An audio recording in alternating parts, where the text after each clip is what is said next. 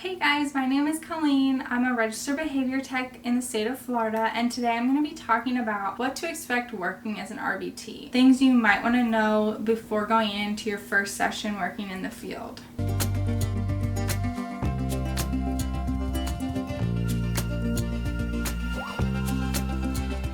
Before we talk about expectations going into the field, you're first going to shadow a more experienced RBT. So that may be in a clinic, that could be in a home setting. This helps you to familiarize yourself with the flow of the session, as well as understand and familiarize yourself with the client. So you should do that once, maybe twice. Obviously, you can request, if you're not comfortable, to shadow multiple times. It's really up to the discretion of the company and what they feel is necessary for you to properly do your job. So the first thing to expect is session prep.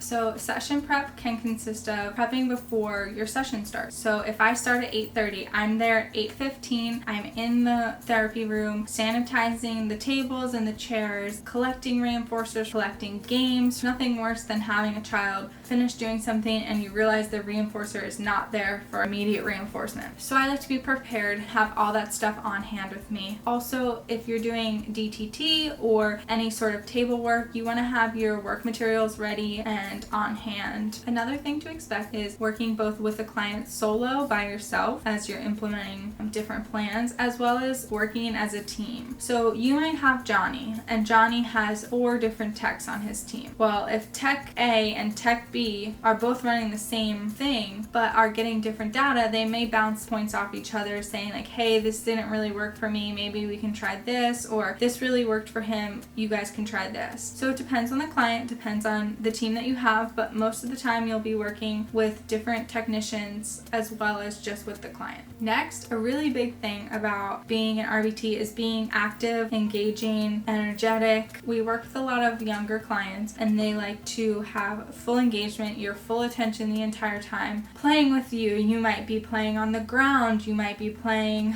trains and cars and trucks and building blocks and floor puzzles. You name it, they probably want to do it.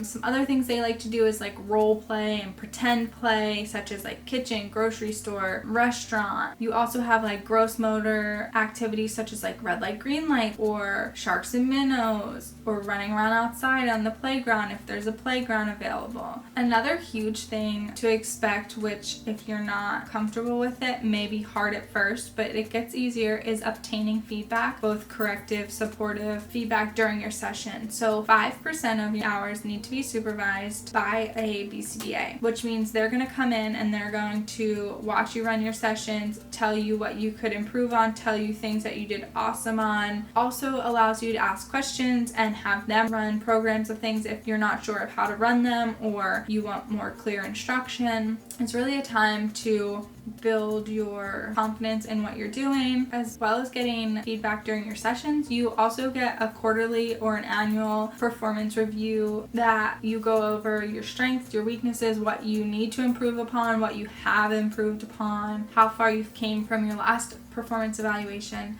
Another big thing to expect in this field is scheduling.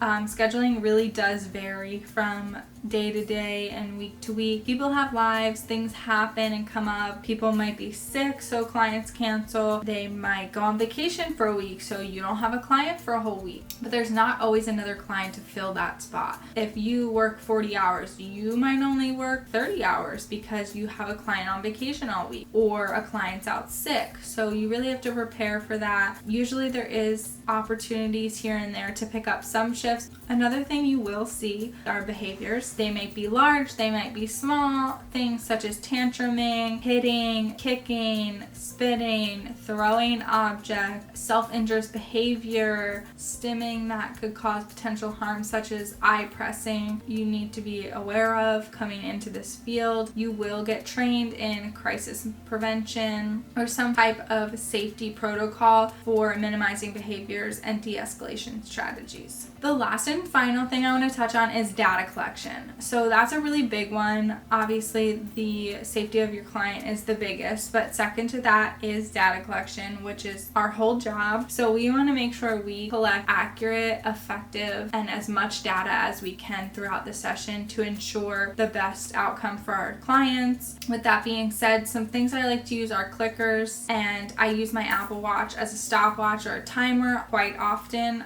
Those two things are really my best friends during sessions to effectively input data. Alright guys, this is the end of today's video. If you liked the video, please go ahead and give it a thumbs up and comment down below how long you've been in RBT if you've made it this far into the video, or if you're just starting out as an RBT. I love to know. Alright guys, thanks so much for watching today's video, and I'll see you in the next one. Bye!